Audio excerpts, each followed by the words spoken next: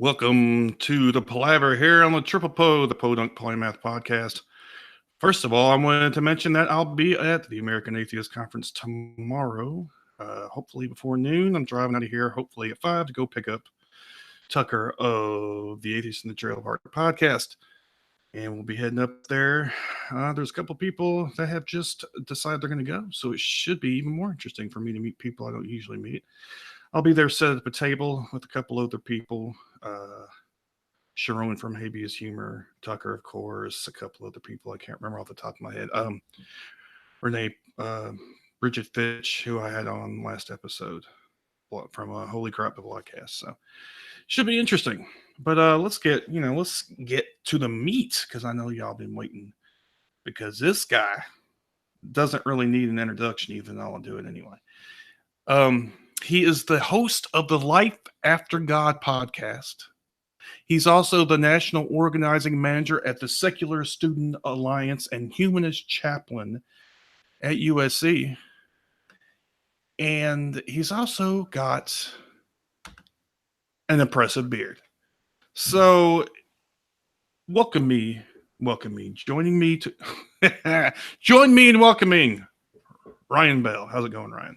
Good. How are you? Well, I'd be better if I can get my damn words out of my mouth.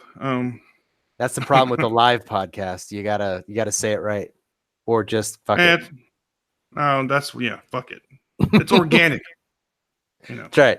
No editing either. That's a real bonus. That's why I started doing it. But anyway, I'm lazy. I used to edit all the time.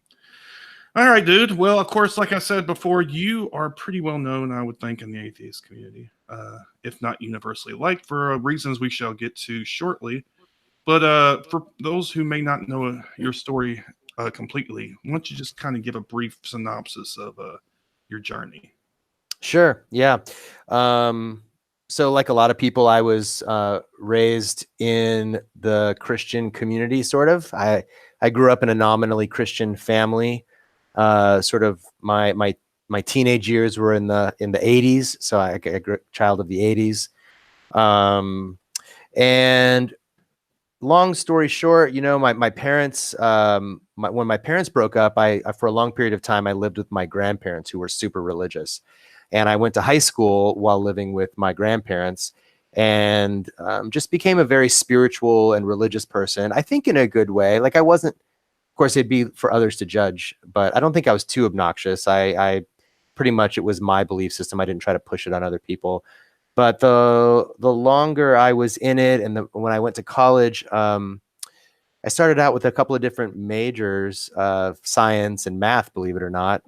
And then with a short stint in English and history, eventually ended up in theology.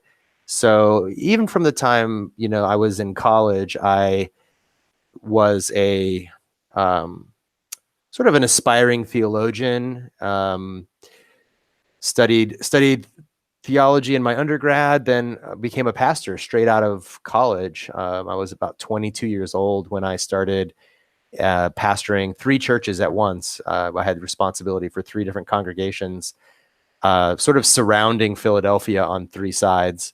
And then went to seminary in 98 and finished my master's degree in 2000, came back to Philadelphia where I had one church and kept on. And little by little throughout this whole process, I'm becoming more, less doctrinaire in my own particular denomination and more of a general Christian. So the Seventh-day Adventist Church, which I was a part of all of my life, is very, what you might say, is like a little culty. It's not exactly a cult, I don't think, depending on whose definition you use, but it has the qualities of kind of insular and exclusive. And as I went along in my professional life as a pastor, I became more interested in being sort of a Christian and more like an evangelical, more like inclusive of others. You can imagine imagine me thinking like evangelicals are more inclusive, right? So that's kind of like, that's kind of where I started out. So I thought, oh, I'm going to be a real liberal, and be an evangelical. By the time I get to Philly the second time, I'm starting to do ecumenical types of things, which means getting involved with other Christians. So we would meet once a month. We would do joint projects together in the community. Catholics, Episcopalians, Methodists, Lutherans, you name it. We were working together on service projects and like a joint Thanksgiving service that we would have. And then in 2005, I got the invitation to move to Hollywood, where I was for the last 8 years of my pastoral career. I was at the Hollywood Seventh-day Adventist Church. And it was there that I really just continued my journey in sort of becoming more and more progressive in my views. Found out, well, I first started sort of thinking about gays and lesbians in the church when I was like, I would say in the early 2000s, like 2002, 2003. There was one young man in my church who was gay, and I just encouraged him to come to church. I didn't have solid theological reasons for why I thought it was okay for him to be gay. I just thought he was a person, and if God loves me, God loves him too. And it didn't make any sense to me why he would be any different.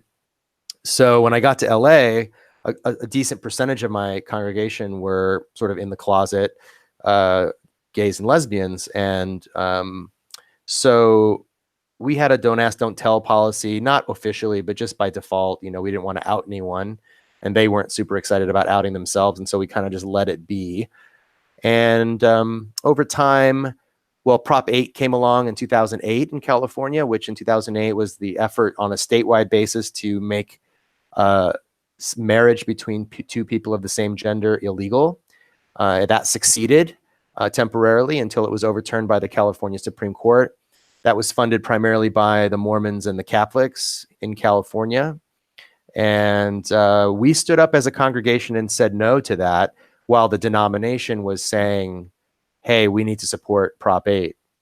I won't go into all the reasons here. If you want to, we can talk about that more if it's interesting. But for reasons of religious liberty, which the Adventist Church is historically very strong on, ironically enough, I thought that the Adventist Church would not support Prop 8, but it turns out they did, and we opposed that. And I thought maybe I'd get fired at that point.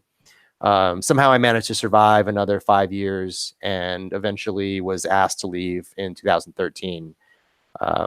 Various differences of beliefs with the doctrine of the Seventh-day Adventist Church, differences in mostly around social justice issues, whether it was our stance on opposing the big banks in the aftermath of the housing crisis in 2008, whether it was our inclusiveness of LGBTQ people, which for the first time at our church included the T, a transgender person who joined our church, a woman who had been ostracized from the church for probably 20 years, came back, joined our church, and we were going to make her an active leader in the church. And the denomination said, whoa, that's, bridge too far. So I left the church in 2013, around now. In fact, it was the last, I just passed my, I guess, 6-year anniversary of being kicked out of the church last day or two of March in 2013. And then spent 2014 really looking into my faith, trying to figure out, was I going to stay a Christian?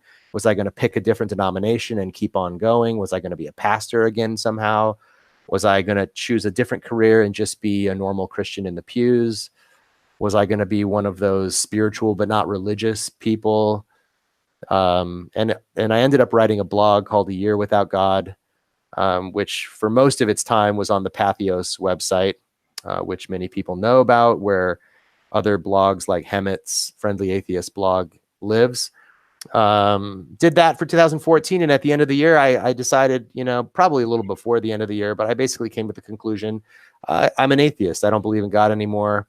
My primary identity that I decided at that point, my primary worldview identity was as a humanist.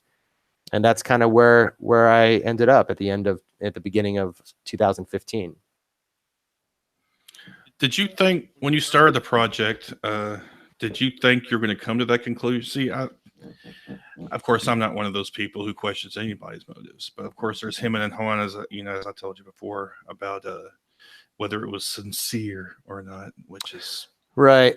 I think some people thought, including Hemet, who I mentioned briefly just a minute ago, thought maybe I was a Christian who was going to try to play a game, get people to trust me, and then go back to Christianity and try to make a name for myself. Like I was the guy who made a foray into the atheist community and whatever. So it didn't occur to me that to do that. And it didn't occur to me that somebody would want to do that. Now that I've been on the other side for a while, I can see now why there might be some concerns like that. People have often accused me of just doing this to make money. And I can guarantee you that I'm in debt. I've lost more money than I've made by doing this. What the fuck? Who makes money off? No. They thought I would get, because I got famous, because it was on, CNN and NPR and all this stuff, that I would have a lucrative book deal and that I would have all this money coming in, which I don't know where that money was supposed to come from, but it never found its way to me. I mean, I will say Hemet did me a huge favor and did a fundraiser for me on GoFundMe, which really helped me get through the first 3 months of unemployment, where I lost all my employment all at once. I always look back at that and wonder how I would have made it. But yeah. Why don't you briefly talk about how you lost like all your employment at basically the same time? Yeah, so I had left the church, but then I was also consulting for a church, trying to help them figure out how to be more engaged in the community.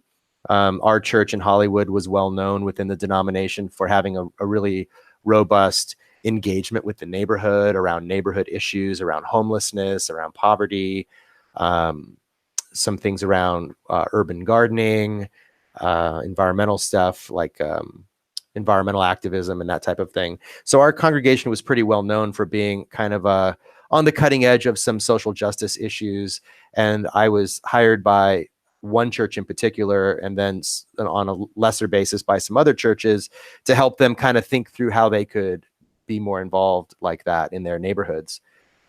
And so that was one of my primary sources of income. And then I was also an adjunct professor at 3 schools,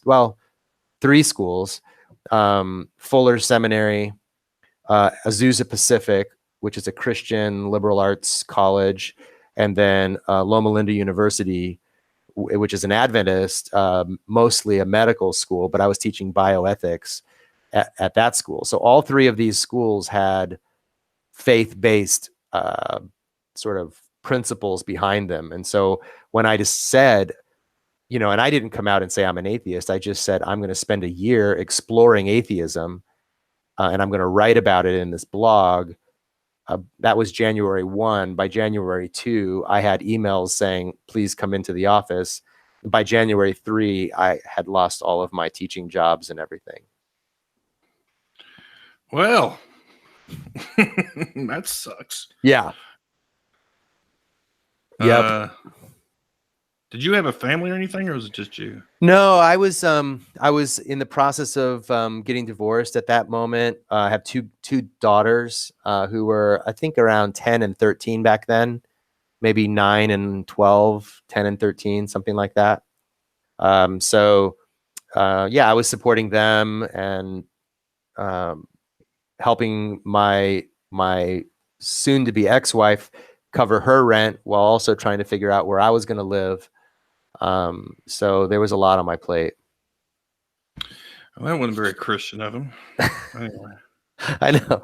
I was fun. It's funny because at Azusa I was teaching intercultural communication, and so it's kind of like part anthropology, part communication theory. And so I said, well, like we could consider this like a anthropological experiment where like it's a participant observer research that I'm doing, where I'm gonna participate in the atheist community and study my own beliefs and the beliefs of atheists and write about it. So this is kind of like a research project. It's sort of like anthropology, fits perfectly with the department. They were like, yeah, but you got to sign this faith statement in order to teach here. And I was like, yeah, I can't do that. Well, so, you lost it all. Yeah. Well, lost it all. You lost that. I lost that. Yeah. But then you gained this other stuff. right now you've got you've got the project. It's a life after. You got the podcast, but you also have like a project. It's a whole organization. Yeah, It's Life After God. I'm sorry, life after God. Yeah. So it's kind of confusing because the blog was a year without God, and then I said, Right. well, what comes after a year without God? Well, it's a life after God, right? So, Right. um, Yeah. so the life after God is primarily for post-theists, people that were Christians before. So our main audience is not necessarily people who were never Christians, though, obviously lots of people listen to the show. So it depends, what episode, what interests people. But it's primarily at this point a podcast and an online community where people support each other in a peer relationships. Um, and we've had conversations about other resource development, a retreat. Just none of that's really materialized because I haven't had the time to work on it. But we have a pretty broad community, a large online community of people that listen to the show and engage with me either through email or phone calls or video chats, and just kind of help walk with people through their deconversion. So sometimes people will reach out and they're sort of on the beginning edge of leaving their faith and don't know what to do, or they just want someone to talk to about that. Not exactly like therapy per se, but just what I would have called pastoral therapy or pastoral counseling when I was a pastor. So I would talk to people as a pastor, but I'm not a therapist. So I always try to make it super clear to people that I'm not a therapist, but if people want to talk to someone who's been down that road and kind of like a coach, maybe you might say. Right. So that's a Okay. little bit of what we do with that. Okay, well, it's kind of similar to here in Nashville. Cass Midgley. He does the Everyone's Agnostic podcast. Yeah. He kind of takes the same tack, I guess. He has people on there a lot that have deconverted. He also had me on there, which obviously I don't know what the fuck that happened, but that was a long time ago. But yeah, he has a secret group now, Mm-hmm. support group for the show.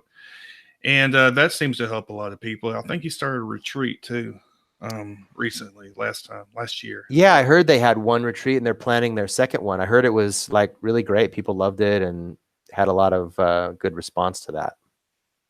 yeah, so I would encourage anybody, if you're like, obviously if you're in this, the Babylon of California or whatever, Sodom and Gomorrah over on the left coast, Yeah. you deal with Ryan. But if you're over here in the good God fearing, south area down here, then you can maybe look up Cass and see if he can help you out. But yeah, I'm glad these resources are available for people who are, and there's a lot of them. Well, a lot. I know people that do similar things in other parts of the country, but I think it's a great thing for people who need some guidance and kind of coming out Mm-hmm.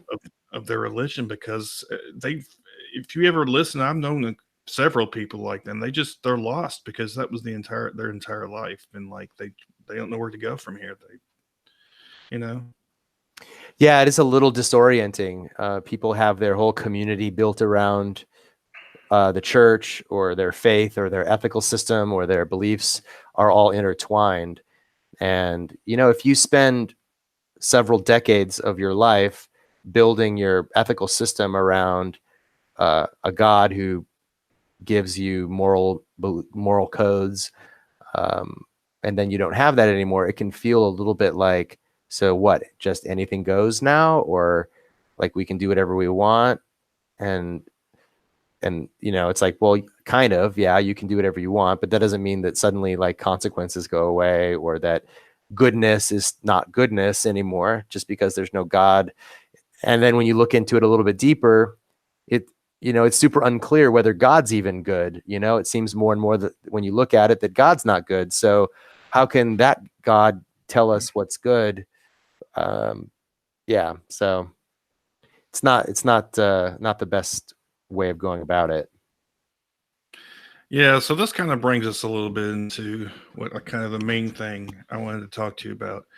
And of course, I've been keeping track of you on Facebook more so lately because the algorithms have been kind and your posts have appeared more on my page.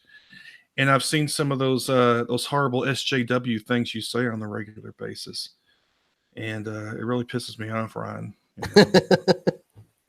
I'm a Yeah. skeptic, and I don't buy. I need evidence of people being oppressed and stuff like that. Yeah. Well, I encourage people to look around and see what's going on out there. Yeah, I like I mentioned, my whole sort of theological and religious framework, the longer I was in it, the closer I got to the end, which at the time I didn't know the end was coming, but looking back, I can see the end was coming for my religious faith. The closer I got to that, the more social justice really became my interpretation of Christianity. So as a Christian, I would have said, everyone is created in God's image, and including the natural world is created by God. Now, I wouldn't have said it was created in 6 literal days. By then I believed in evolution, but in some way that I never figured out quite exactly how that worked, God was involved. In other words, God was responsible for everything, even though he didn't like do it with a magic wand.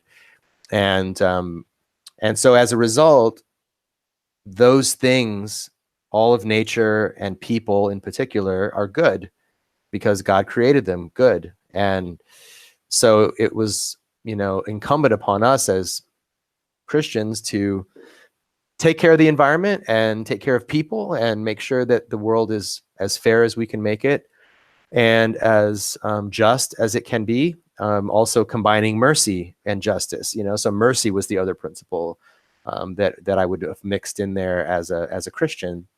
And so that's kind of where, I learned my social justice consciousness from Christianity. And so when I left the church, that part of me just stayed. I mean, that was the most important thing to me anyway. In fact, I got kicked out of the church because I was concerned about the justice or the injustice of the church, especially as it pertained to LGBT people and environmental concerns and women, concerns around the fairness of the church when it relates to women. So those were the issues that I cared most about, that I went to the mat for and left the church over. And so it wasn't like when I left the church, I just left all of my ethics behind. That came with me. Yeah. And I had mentioned this talking to you before. A lot of people who have come out of religion, a lot of them are angry, and I understand that. And they come out as angry, and a lot of times they'll kind of segue, not always, but a lot of times they'll segue more into sort of, there's no God, now what, as I call it. There's also people who are just assholes and who are use atheism as a license to be skeptical, quote unquote, while also just being a pedantic prick and going railing against political correctness and social justice warriors and all the like. So, but you sound like you came with it. It came with a package. So when you came out, it was already built in, like you said. So what was it like coming over with that kind of mindset already there and seeing the kind of the community that you entered, which wasn't always kind to your kind of way of thinking? Yes, I mean, in the beginning, my primary relationship to the atheist community was around atheism specifically. And so there were a lot of people that really welcomed me warmly. And I have to say, like, the atheist community was, and I can understand why now, like I was coming over to their side. And so I think people were really excited to welcome me. And so, yeah, I made a lot of friends right off the bat, some high profile people that I was introduced to, that I had never even heard of at the time. I mean, to tell you just truly not to name drop, but just to tell you how clueless I was. someone arranged for me to go on Penn Jillette's Penn Sunday School podcast, and I had no idea who Penn Jillette was. Like, I'd never heard of him. And they're like, Penn and Teller? No, Penn and Teller. And I'm like, nope. never heard of him. So that was the kind of like, and I had heard of Richard Dawkins, and I had Christopher Hitchens' book, God Is Not Great. And I had read that. In fact, I had quoted from it in sermons, talking about how, this guy had a point about certain types of Christian behavior. And that's bold.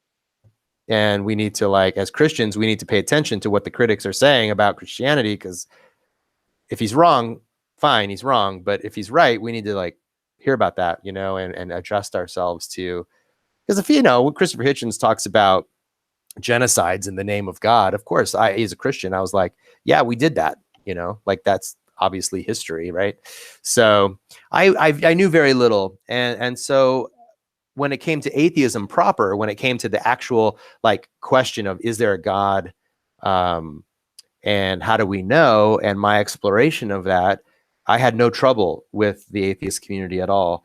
As I started to sort of resolve those questions in my mind more, and started expressing and learning more about, say, for example, the way in which most of the important, like, highly sought after authors and speakers in the atheist movement are white men, I noticed that, oh yeah, that's a problem we had in the church too. Like, all the preachers are men, and all the famous authors and speakers are white men. I've given sermons about, or I've talked about, how we need to work on that and how we need to fix that problem, by lifting up the platform of other successful and interesting and intelligent people that aren't white men.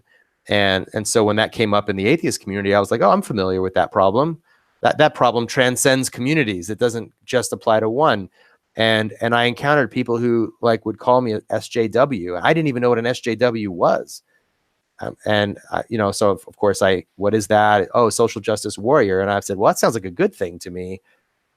And they're like, oh no, these social justice warriors, they're dividing the atheist community because they want to talk about feminism, or they want to talk about, racial justice.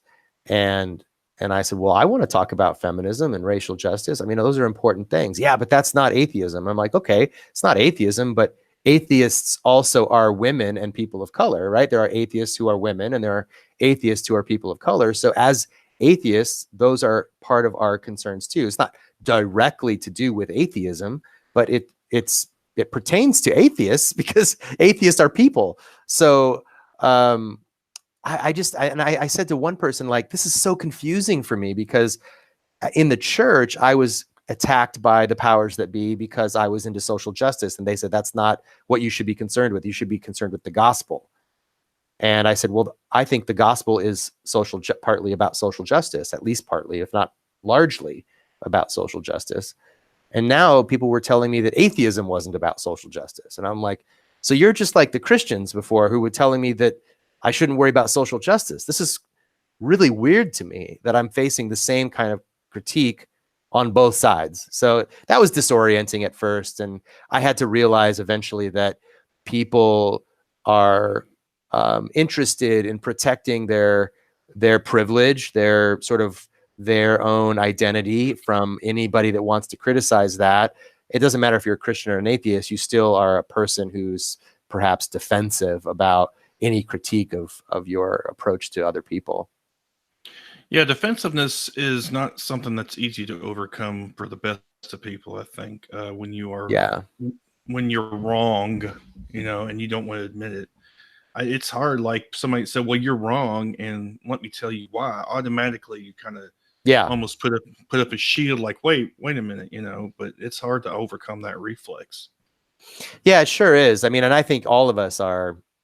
Yeah, of course, if you attack me, I'm going to be like, whoa, hey, you don't know me. Like, let's slow down a minute, But I think most of the time, I mean, and there is a kind of online culture of just attack. But I think most of those attacks are directed towards public figures. And to me, if you've written a book, or you have 100,000 YouTube subscribers, or you have a podcast with millions of people that download your shit, like, you kind of open yourself up to criticism. That's like, like if you're running for president, like, you kind of have a target on you that says, please analyze my views. You know what I mean? Like, what do you expect? Like, you're putting yourself out there in the public. So I'm really not a fan of, piling on people who are just John Q. public, just ordinary people in the public who maybe express something that they're ignorant of or whatever. But public figures to me are, kind of fair game for analysis and critique. And yeah, I mean, it comes from every side. Yeah, public figures, I don't give a fuck. They're, like you said, especially if you notice, the ones that have millions of subscribers are the ones who are the anti-SJW, alt-right, white guy enabling, woe is me, red pill types or whatever, and they cater to that audience. So, I mean, they can go fuck themselves as far as I'm concerned. I mean, that does seem to have a lot of cachet right now. I feel like if you are sort of hovering in the sort of mediocrity and you want to elevate your profile, I think if you have on your show like somebody like, I don't know, Douglas Murray, or somebody like, I don't know, Charles Murray or Sam Harris, like, you have one of these controversial people on your show, millions of people are gonna like turn to you because they're like, oh, what did they say? It's like the Mueller report today. Like, no matter which side of that thing you're on, everybody's looking into it. So if you want to like have a successful podcast, talk about the Mueller reports. I mean, people just talk about whatever's hot at that moment. And if Ben Shapiro said some stupid shit, if you talk about it on your podcast, people are going to listen. So unfortunately, that's kind of like getting eyeballs on your stuff is like the number one game in this world, seems like. Well, it's especially disheartening when they're really good podcasters and YouTubers who are their main focus is social justice, and to see guys like that struggle and even be ridiculed and hunted and harassed because of their viewpoints, and then told when they do the same thing back to the anti-SJW types that they're somehow being, well, you're not interested in compromise, you're just yelling in the wind or whatever, and it's just really just, oh Jesus, it just drives me crazy. Yeah, and it seems like the narrative that I hear is that, liberals dominate the media, liberals dominate the academy, liberals dominate the airwaves, and conservatives are, being pushed aside. But it I don't know. I again, and this is just my perspective, but I feel like if you go on campuses, what I see from my viewpoint as someone who works on campuses is that the controversy is being stirred up by people like Turning Point USA. Like, they're the ones that are lighting the fire. And then they're saying, look at this fire that the liberals started, and they are intentionally stoking those controversies so that they can then talk about them. And they're getting, they had a whole strategy the last few years of getting as many student body presidents elected of their ilk, elected to student body office in colleges and universities around the country. So, I mean, I get that.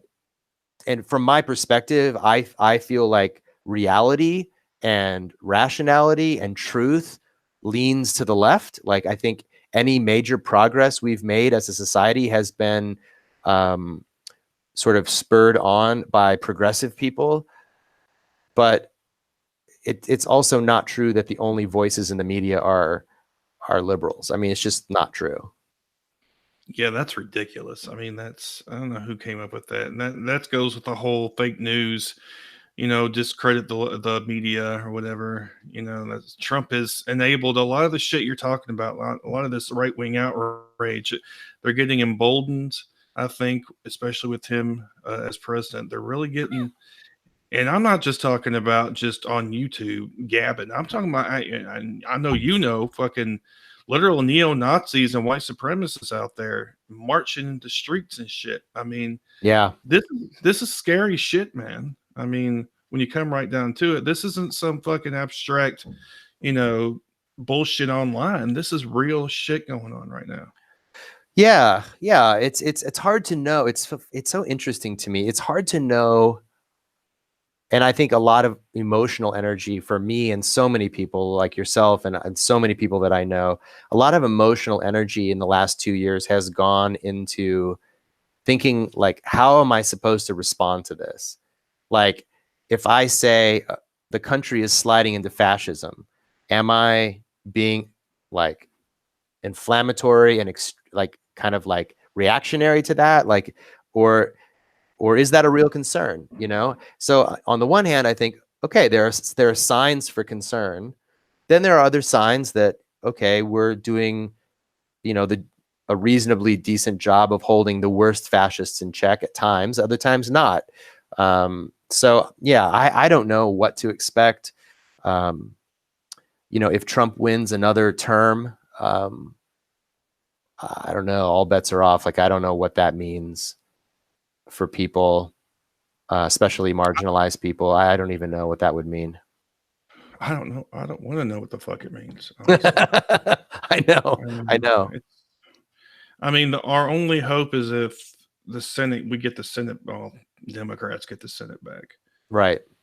And we get the Congress back and something to fight him against his just, I mean, it's not even now, it just seems so it's like we've slipped into some alternate fucking universe, like what the fuck just happened? This man was not supposed to be president. Yeah, I don't think he even thought he was going to be president, right? Like he was like, oh, this is just like a long con. Yeah. He's such a, I mean, and then he's like, oh shit, I won. Now what do I do? So he hired a bunch of fascists, like Steve Bannon and Stephen Miller and people who would support him. And now Stephen Miller, according to some sources, is calling most of the shots in the White House, and that's a terrifying prospect. He is a frightening guy.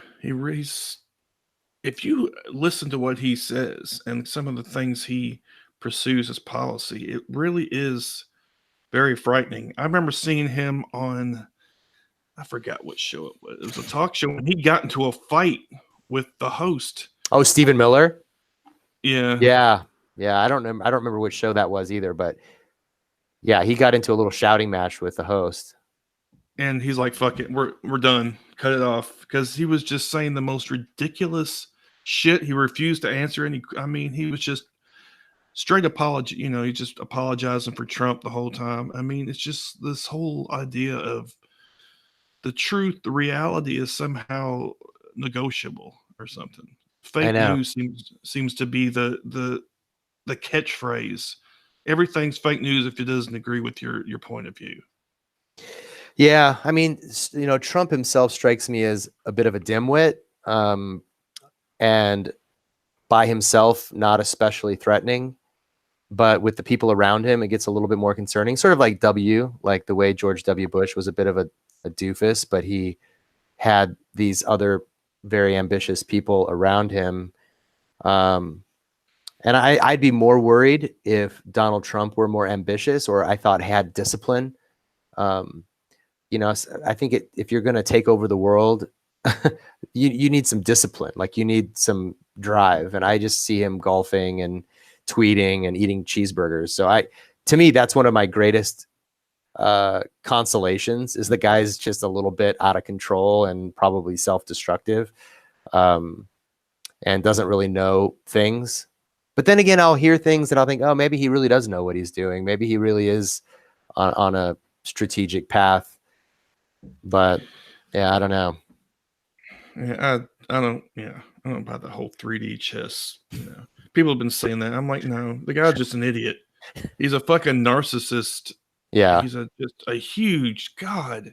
Honestly, that's the best thing we have going for us, is that he's kind of stupid. But the thing that scares me the most about him is that no matter what he does, nothing seems to harm him any more than he's already been harmed. You know, it's sort of like a character in a video game where the life is going down, down, down as they get injured. And you get to this point, and then they get injured and injured and injured, and the life doesn't go down anymore. They just, I don't know, somehow it's stuck there. Like, no matter what happens, his base just supports him. I mean, he literally, as he said, could walk in the middle of, you know, Fifth Avenue and shoot someone, and it wouldn't affect his ratings. I'm at the point where I'm like, you know, I think that's probably true. No, it is. It is. It's just ridiculous. If you can make fun of a disabled reporter grabbing women's pussies, you know, all the other shit he's done, and still be, you know, what else? What's it going to take? Yeah. You know, so if they're not turning against him by now, well, the thing is too, like, just take his recent veto of the Congress's decision to withdraw funding from the war in Yemen. Right. Yeah. And then he vetoed that. Right. So, like, he campaigned that he was not a globalist, and part of his right-wing, white supremacist, nationalist appeal is that he was anti-globalism, right? That he's not, we shouldn't be involved in these things around the world. And so you would think, like, getting out of these wars would be maybe one sort of like silver lining around some of his really bad policies. Like, he would choose to get out of those things maybe for the wrong reasons, but still the end result is that we're out of those wars, which would be great. And yet he vetoes that, which is totally out of sync with what he said about foreign adventures, you know, and it's just, there's no coherence to any of it. Yeah, it's just whatever he thinks at the particular time. It's really all it's about. And the way you get on his good side, apparently, you kiss his ass enough. Yeah, he really just cares about how he's perceived, especially in the media. I mean, it's like it's just mind-numbing to me that this, and it's scary. And like you said, it's not him so much as the people he surrounds himself with. I know, and now with the Mueller report released in its redacted version, I think people still, the liberals are still so like hopeful that this is going to be the thing that takes him down, and I just don't see it happening. I mean, of course the man's a criminal. Of course he did shady shit. If there was a crime of, and maybe there is, and I just don't know about it, but if there was a crime of attempted collusion, you know, then I think he would be guilty of attempting to collude to influence the election. But he apparently, you know, didn't quite get the job done, according to Robert Mueller. But he did plenty of other shady and probably illegal things. But, you know, the chances of him paying any price for that, at least while president, is so minuscule that I can't even get interested in it. Yeah, I mean, come on. I mean, in order impeachments, come on. Yeah, the House might go with it, but the Senate's never going to go along with that. Yeah, sort of like Clinton, you know, when the House impeached Clinton and the Senate was like, no. Yeah, I mean, and what happened? He fucking got reelected anyway, because he could use that as like kind of a lever. Like, see, I know. That's what worries me. That this was like all the eggs were in the basket of this Mueller report, and him discovering some impeachable, like, smoking gun crime. And again, to be clear, like, I think he's committed many crimes, many crimes, but a smoking gun, like, I don't think we have that, at least not yet. And to sort of say like all of our hopes are pinned on this strategy of eliminating him, I just think is misguided. I want him out as much as the next person, but I just don't think, certainly the Republicans are not going to be manipulated into voting for impeachment. There's just no way. And I think that's what makes me more angrier than anything else, is the GOP just seems to, with very few exceptions, seem to just go along with whatever the fuck he wants to do, except for the Yemen thing. Well, I think the thing is that he is a uncensored version of what the Republicans have been saying for 20 years. I think he is an embarrassment to them because he says out loud in polite company the things that they've been saying behind closed doors for decades. And they like him. They like the tax cuts. They like the saber rattling when it comes to immigration, prohibitions of immigration, anti-Islam stuff, anti-Muslim ban, Muslim ban, all this stuff. I mean, I think his base and the conservatives, Republicans in Congress, that's their priority. Those are their legislative priorities too. It's just that they have, wanted to do it in this kind of genteel, upper crust conservative kind of way. And he blows the lid off that and just, comes in with a natty light and spitting on people. And they're like, who is this uncouth gentleman, but they, at the bottom of it, they agree with him. If they didn't, they would say something, they would do something. If they thought that he was really like endangering the country, they are so self-absorbed, which I think they are, but I also think they don't really fundamentally disagree with him that much. They don't. And it's the same. It's like Lee Atwater back in, I forgot when, it's late 70s. They couldn't say the N word anymore. Yep. So they use code words, like affirmative action or, school busing and stuff like that. And it's the dog whistling. Well, he doesn't need it's not a dog whistle. It's a fucking megaphone. It's a bullhorn. That's where we're at. Yeah.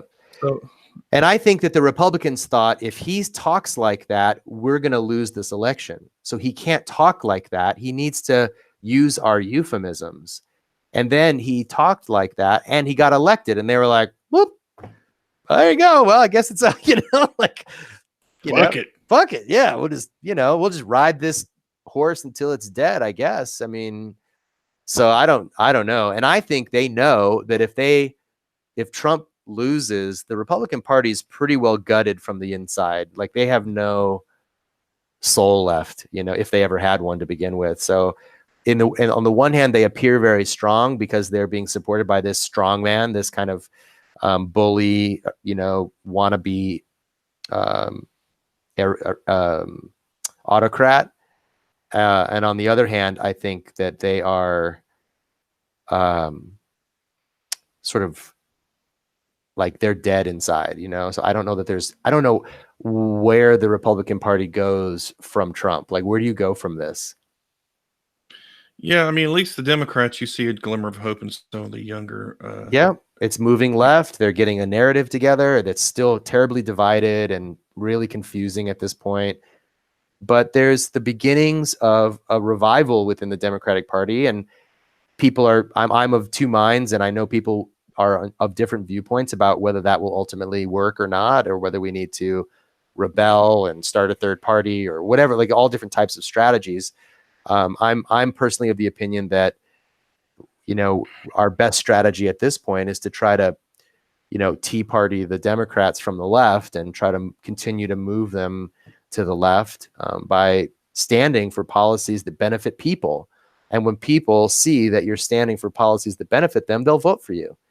And again, I don't think electoral politics is really the end all be all. It is an important thing, to be sure, but we also have to be organizing in our own neighborhoods. That's what it boils down to. Social justice movements have usually been the thing that kind of pushes the country towards a certain direction. Rarely have you seen, who is it said, you want something done, make me do it, or something. I think it was LBJ maybe or something. Yeah, and I think I've worked with enough local politicians too who have said to like a group of us, say it's around like affordable housing or something. And the politician will say, look, I agree with you. But you coming here and telling me that this is what you want strengthens my hand so that I can turn around and say, a bunch of people came to my office and told me this is what they want. This is not just, one person talking. I have a constituency behind me that is demanding this, so we do strengthen the politicians, who are on our side by speaking out and and lobbying them and showing up at their office and writing them letters and not letting them get away with business as usual. I mean, no matter who gets elected, let's say a Democrat gets elected in 2020, whether it's from the left edge of the party or the centrist or right-leaning edge of the Democratic Party, no matter who it is, we're going to need to immediately start holding them accountable. It doesn't matter. There's no savior. Like, there's no one person. I learned that lesson hard with Obama. Like, I was naive enough to think that Obama was going to be this really great president, and he was better than some of the things that went before him, for sure, better than George W. Bush, but that's a pretty low bar.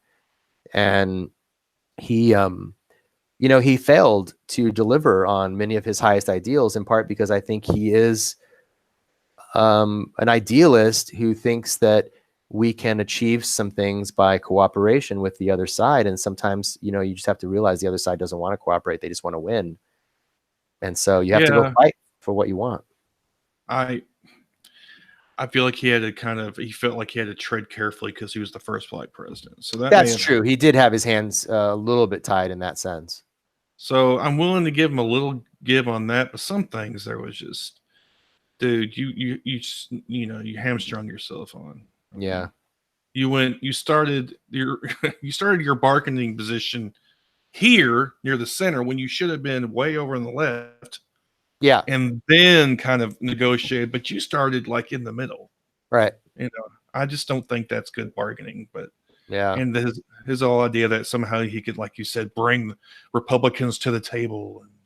You could have proposed fucking universal health care, socialist. It doesn't matter. They would have fucking fought you anyway. So why not go, for the moon if you're going to do that? Go for what you want. Yeah.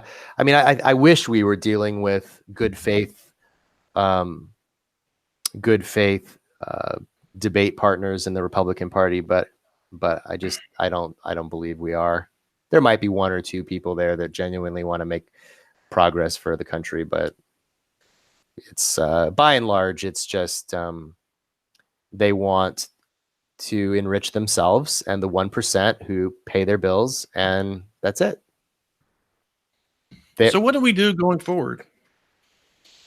I mean, I think we have to really look at organizing our neighborhoods around issues that matter to our local constituents, whether that be, things like clean water in Flint, or whether it's affordable housing in neighborhoods where people's rent is too high, whether it's, better schooling, reforms to the tax code locally that allow schools to do better.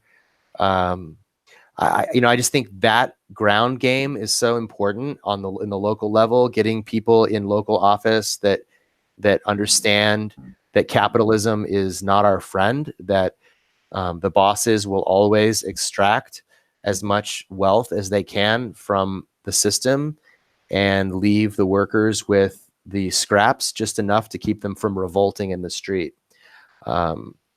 So I think it's a delicate balance, and Americans have shown a remarkable tolerance for oppression. That people, I don't know. My girlfriend and I were actually just talking about this one night. We're just sitting on the sofa after we saw something on TV, and we turned it off, and we're like, "What's this going to take?" And at what point do people really take to the streets? Not for like the Women's March or the Science March, where it's like a very sort of like nice walk down Broadway, but really like a protest, where we're demanding change. And I don't know how bad it's going to have to get before people really put their foot down.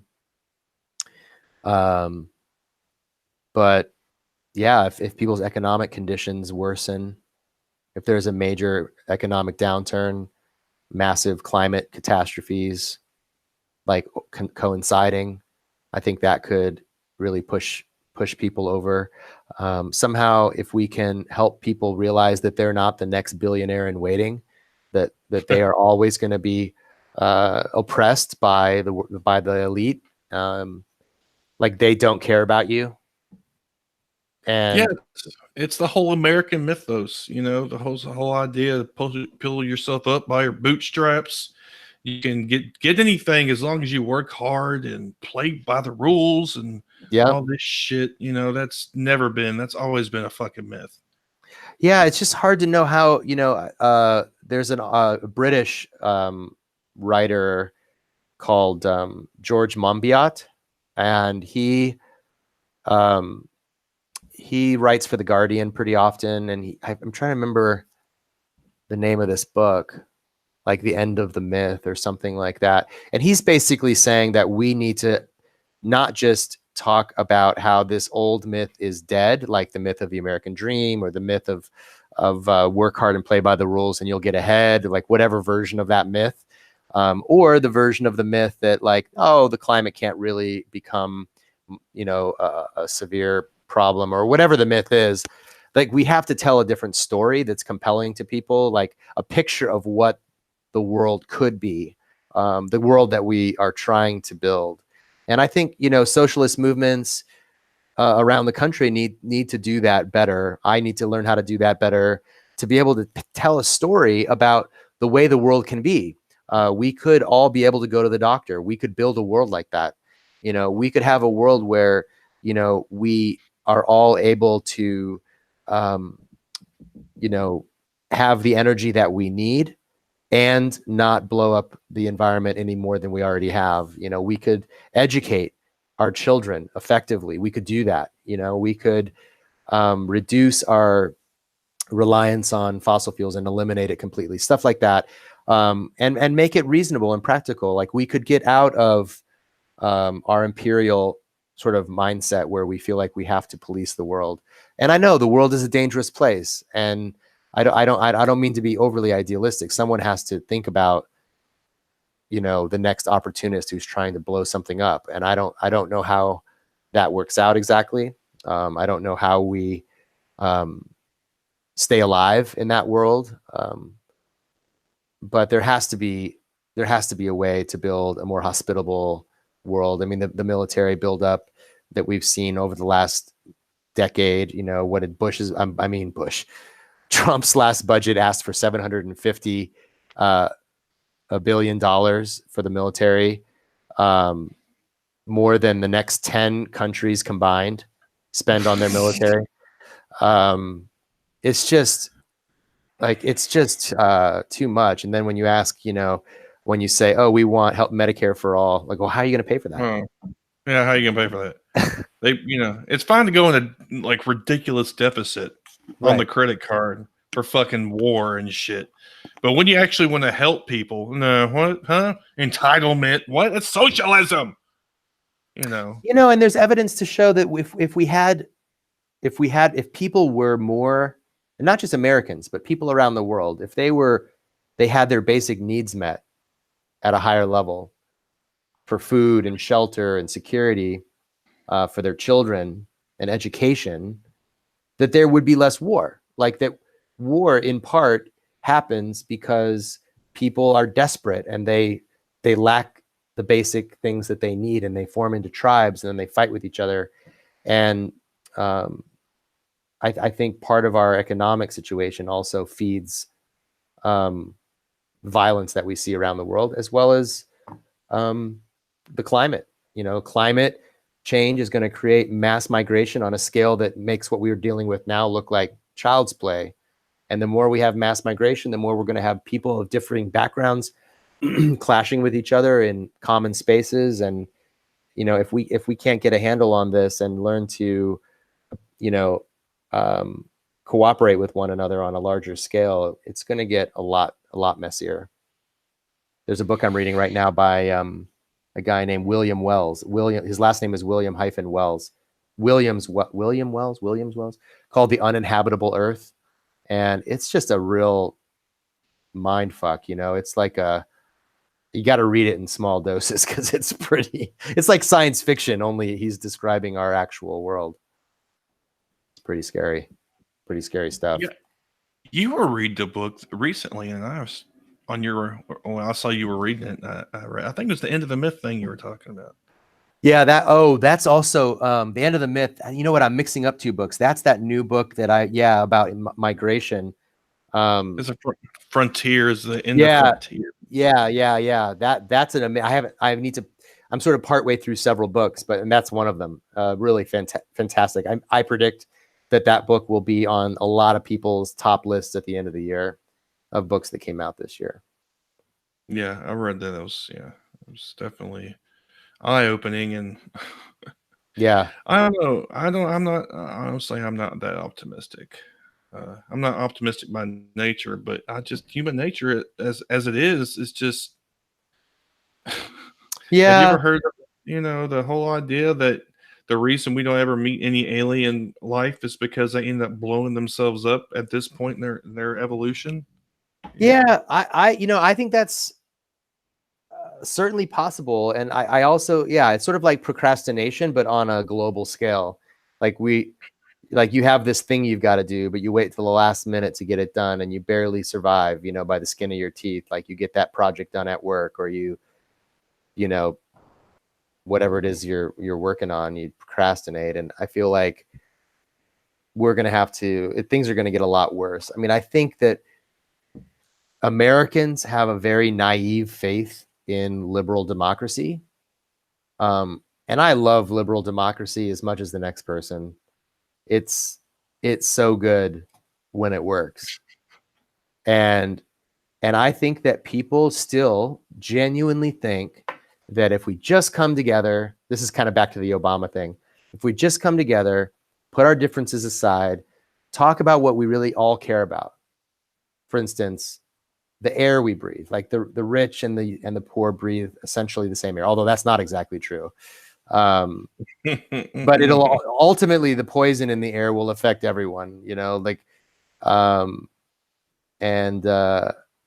it's, if we just come together and we talk about our differences and we talk about what's important, we can come together and solve our problems. I mean, this was the core of the story that Obama told that led to his landslide victory in two elections. And it just isn't true, I'm afraid. I think that the powerful, as Frederick Douglass said, I'm going to butcher it, of course, but, power does not surrender anything without a demand. It never has, it never will.